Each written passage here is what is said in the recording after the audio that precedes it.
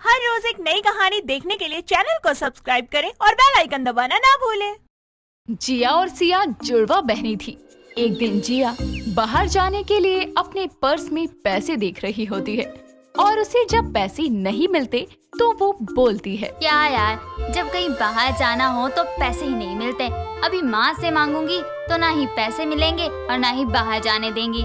इससे अच्छा है कि मैं माँ के पर्स से ही पैसे निकाल लेती हूँ। जब माँ पूछेंगी तो बोल दूंगी मुझे क्या पता कहाँ गए, किसी और ने लिए होंगे। इतना बोलकर जिया जाकर अपनी माँ चंदा के पर्स से पैसे निकाल लेती है और उसे पैसे निकालते हुए उसकी बहन सिया देख लेती है और वो जाकर जिया से कहती है, ये क्या है, तुम माँ के पर्स से पैसे चोरी कर रही हो? मैं जाकर अभी माँ को बताती हूँ। अरे माँ को क्यों बताना, और तू तो मेरी बहन है ना, प्लीज माँ को मत बताना। अच्छा, मैं माँ से बात छुपाऊं और फिर मुझे क्या मिलेगा? मुझे भी चाहिए आधे पैसे।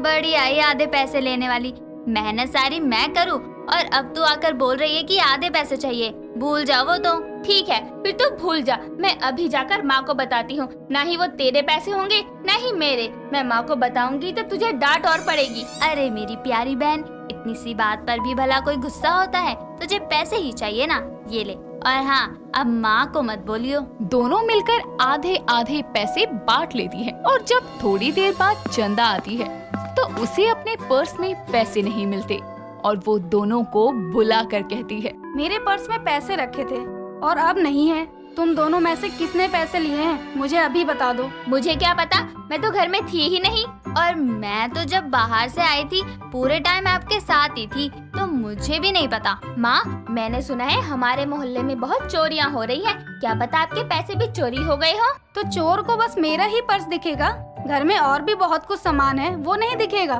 तुम दोनों अभी की अभी बता दो तो मैं माफ कर दूंगी। अगर मुझे बाद में पता चला तो तुम दोनों के लिए अच्छा नहीं होगा। माँ, आप अपने ही बच्चों पर शक कर रही हो। एक काम करो, आप हम दोनों के कमरे देख लो, शायद आपको यकीन हो जाए। हाँ, सिया सही बोल रही है। एक काम करो, आप ना पहले मेरे ही कमरे में चलो। अरे नहीं, तुम दोनों मेरी ही बेटियां हो और मुझे पता है कि तुम दोनों ऐसा नहीं कर सकती।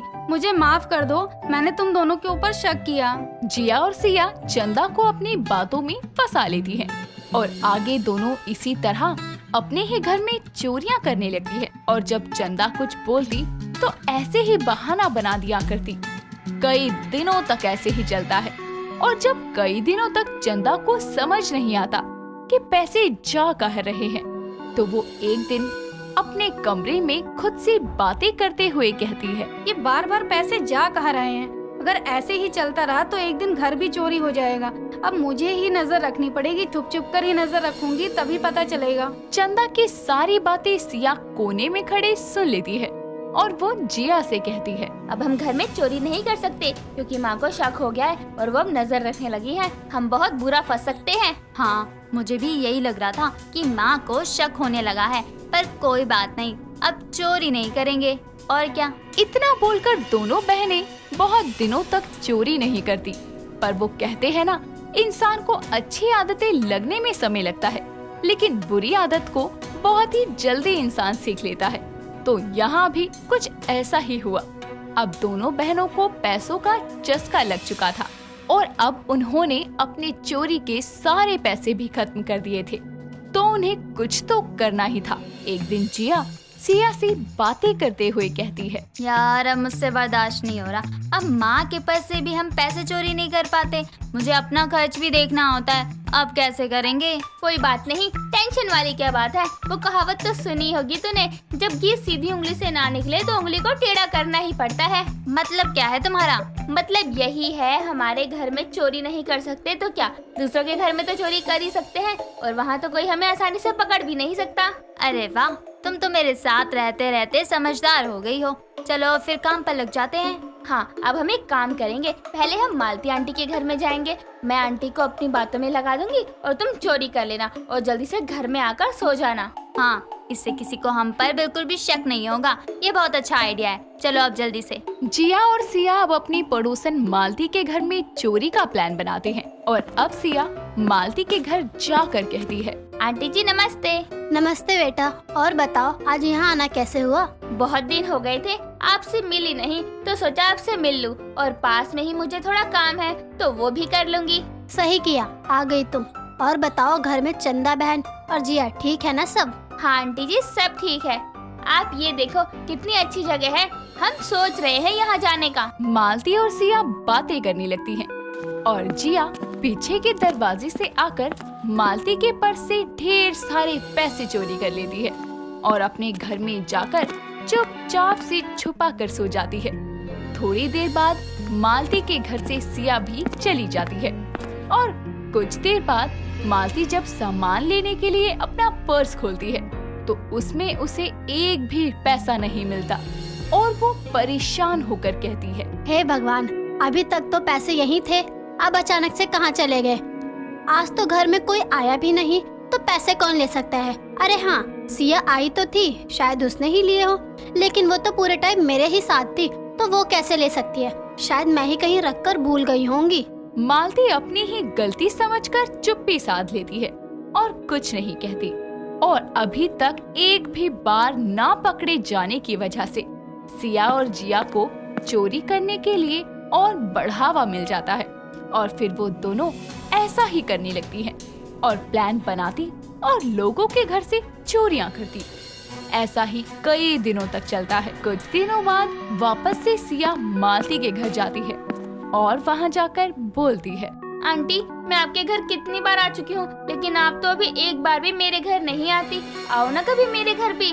बेटा, तू तो जानती ही है आजकल मोहल्ले में कितनी चोरियां हो रही है, इसलिए मैं घर से बाहर नहीं जाती। और घर में रहो तो अपनी नजरों के आगे रहेगा तो कम से कम तसल्ली तो रहेगी। मालती और सिया दोनों बातें कर ही रही थी कि चुपके से जिया मालती के पीछे वाले दरवाजे पर आती है और उसके कमरे में जाकर चोरी करने लगती है। जिया चोरी कर ही रही थी कि तभी वहाँ पर मालती का बेटा सोहन आ जाता है और जिया को चोरी करते हुए देख लेता है तो वहाँ सबको बुला लेता है।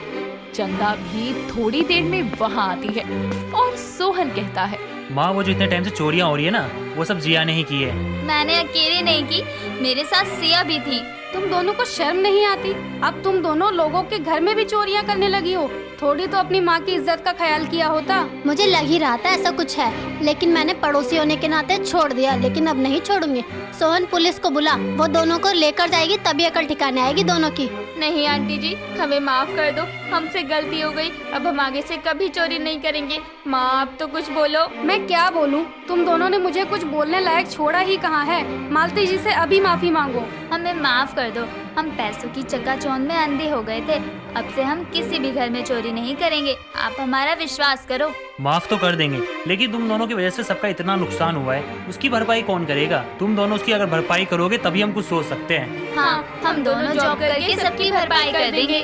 दोनों बहनों को अपनी गलती समझ में आती है और वो सब से माफी भी मांगती है और जॉब करने के बाद जिस किसी के घर में उन्होंने चोरियां की थी वो सब के पैसे चुका देती है और चोरी छोड़कर जुड़वा बहनें खुशी खुशी रहती हैं। सुमन अपने बेटे चिराग और बहू मुस्कान के साथ रहती थी। तीनों एक साथ खुशी खुशी रहा करते थे, लेकिन सुमन की बात बात पर शक करने की आदत से सभी बहुत परेशान रहते थे।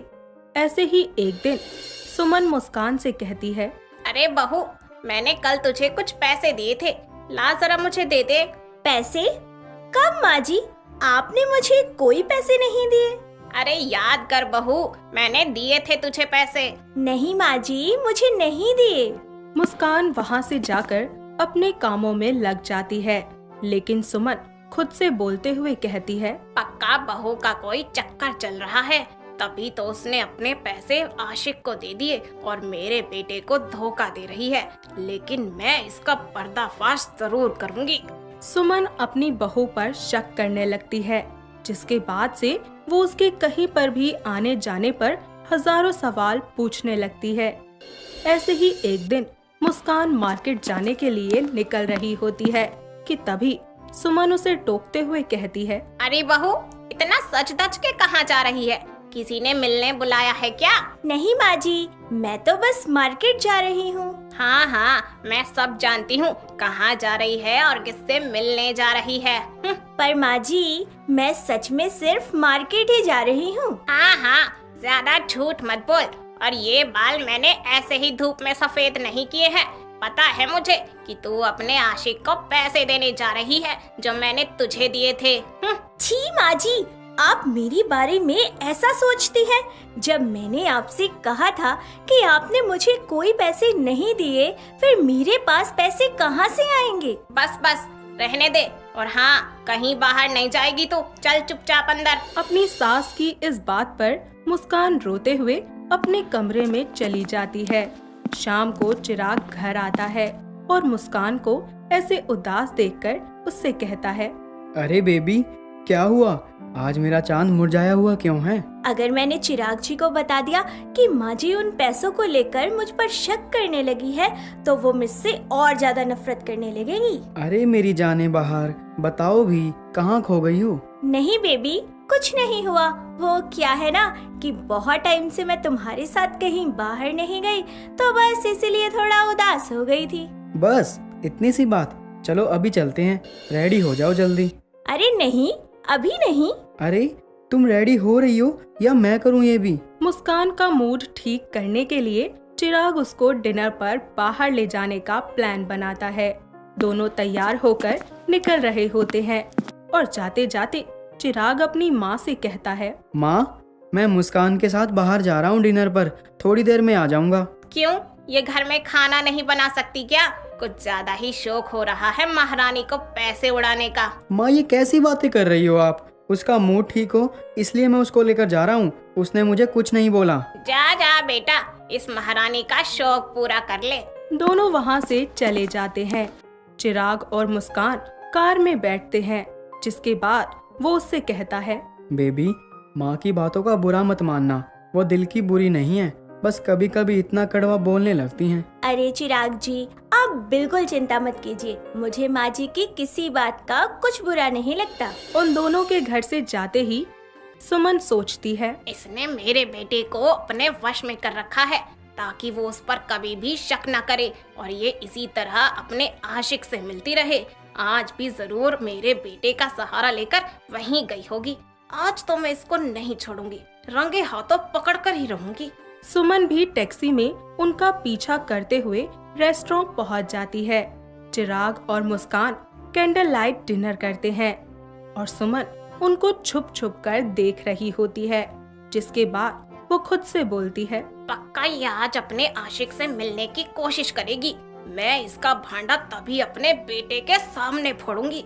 दोनों अपना खाना एंजॉय कर रहे होते हैं, जिसके बाद मुस्कान अपने पति से कहती है, चिराग जी, मुझे ना कुछ अच्छा सा महसूस नहीं हो रहा, उल्टी जैसा मन हो रहा है मेरा। मैं अभी वॉशरूम से आती हूँ। क्या हुआ मुस्कान? चलो मैं भी चलूं साथ में। आप रुकिए ना, मैं बस अभी आई। मुस्कान वॉशरूम जाने के लिए उठती है, जिसके बाद चिराग वेटर को बुलाकर ऑर्डर देता है कि तभी वो टेबल पर मुस्कान का रुमाल देखकर कहता है, अरे मुस्कान अपना रुमाल यहीं छोड़ गई। लाइए सर, मैं दे देता हूँ मैम को। चिराग मुस्कान की तरफ इशारा करते हुए वेटर से बोलता है, देखो वो जा रही है मैम, आप जल्दी से दे दो उनको। मुस्कान के उठने के साथ ही सुमन भी उसका पीछा करते हुए वहां जा रही होती है कि तभी मुस्कान के पास वेटर भागता हुआ आता है और उसको रुमाल देता है। वो भी वेटर को मुस्कुराकर थैंक यू बोलकर आगे बढ़ने लगती है, लेकिन ये सब कुछ सुमन देख लेती है और कहती है, अच्छा तो ये है इसका आशिक। जब तक वहाँ बैठी थी तब तक तो आया नहीं और अब उसके उठते ही पीछे पीछे भागता आ गया। इसको तो मैं बताती हूँ अभी चिराग के सामने ले जाकर। मुस्कान वापस आकर चिराग के सामने बैठ जाती है, जिसके बाद वो उससे बोलता है, अब ठीक हो डार्लिंग? मुझे लगता है कि हमें घर ना जाकर डॉक्टर के पास जाना चाहिए। मुस्कान के इतना कहते ही वहाँ सुमन आती है और बोलती है, हाँ हाँ, डॉक्टर भी तो फंसाया होगा तूने, है ना? माँ, तुम यहाँ कैसे? और ये क्या कह रही हो अनाप शनाप मुस्कान के बारे में? बेटा, इस लड़की के लक्षण बिल्कुल भी ठीक नहीं है। घर से पैसे ले जाकर पता नहीं किसको देती है। और हाँ, यहाँ पर भी अभी एक आदमी से मिल रही थी जो बड़े ही प्यार से इसको इसका रुमाल लौटा रहा था। देख बेटा, ये तुझे धोखा दे रही है, लूट रही है तुझे, मैं कह रही हूँ तुझको। रेस्टोरेंट में तमाशा ना हो इसीलिए चिराग उस समय कुछ नहीं बोलता और अपनी माँ और बीवी को लेकर घर आ जाता है।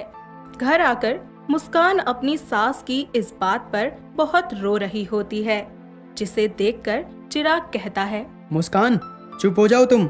और माँ आप सुनो, जिन पैसों की बात आप कर रही हो ना, वो पैसे आपने मुस्कान को देने के लिए जरूर कहा था, पर वो पैसे मुझे देकर आपने ये बोला था कि मैं उसको दे दूं, लेकिन मैं उसको बताना भूल गया, इसलिए उसको इन पैसों के बारे में कुछ नहीं पता था। और रही बात उस लड़के की, तो उस वेटर को मैंने ही भेजा था मुस्कान को रुमाल देने के लिए। क्या वो पैसे मैंने तुझे दिए थे? अरे बेटा, मेरे तो ध्यान से ही उतर गया। वाह माँ, अरे मुस्कान को नहीं पता था पैसों के बारे में, एक बार आप मुझसे तो पूछ लेती। उसके ऊपर आपने इतना गंदा आरोप लगाया, उसको सबके सामने सुनाया रेस्टोरेंट में।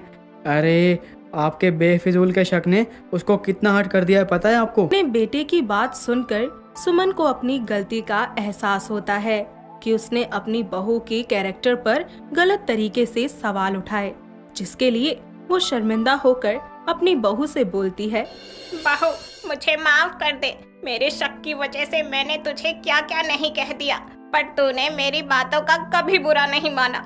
मैं अपनी इस भूल के लिए बहुत शर्मिंदा हूँ बहू, मुझे माफ कर दे। माँ जी, आप प्लीज माफी मत मांगिए, आपको सच का पता चल गया, बस यही बहुत है मेरे लिए। और मैं चिराग जी से बहुत प्यार करती हूँ, उनको धोखा देने के बारे में तो मैं सपने में भी नहीं सोच सकती। हाँ बहू, मैं समझ गई हूँ, और ये मेरी भूल थी और मेरा ही शक था जिसने तुझे अब तक इतना परेशान किया। आज के बाद मैं ये शक अपने अंदर पलने ही नहीं दूंगी। सुमन को अपने बेफिजूल के शक से हुई इतनी बड़ी गलतफहमी को लेकर बहुत शर्मिंदगी थी, इसीलिए वो दोबारा किसी भी बात पर शक करने से पहले 10 बार सोचा करती थी और उसे क्लियर करके सुलझाने का फैसला लिया करती थी। इस सब के बाद वो कभी भी अपनी इस गलती को दोबारा नहीं दोहराती और तीनों सास बहू और बेटा मिलकर एक साथ खुशी खुशी रहने लगते हैं। दोस्तों, अगर आपको ये कहानी पसंद आई तो इसे लाइक करें, शेयर करें और कमेंट करके बताएं कि कहानी में आपको सबसे अच्छा क्या लगा।